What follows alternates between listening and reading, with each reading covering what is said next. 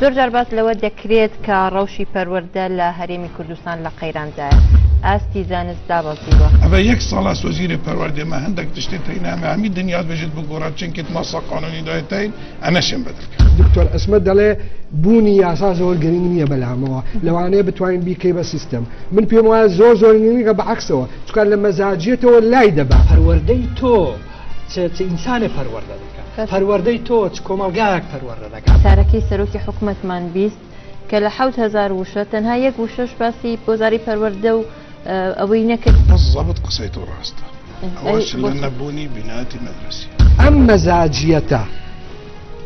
لە سیاسەتی پەروەردە و خوێندنە زەرمەندیە بێ بۆ پێش هەموو کەس بۆ مناڵەکانمان کە تۆ پارەت نەبێ بیدەی بەڕێوەبەری قوتابخانەیەک چۆن ممارەسەی ئەم دەسەڵاتە بکات گفتوگۆی پایتەخت ئەم شەو کاتژمێر 9:05 لە NRT-ەوە پێشکەشتان دەکرێت.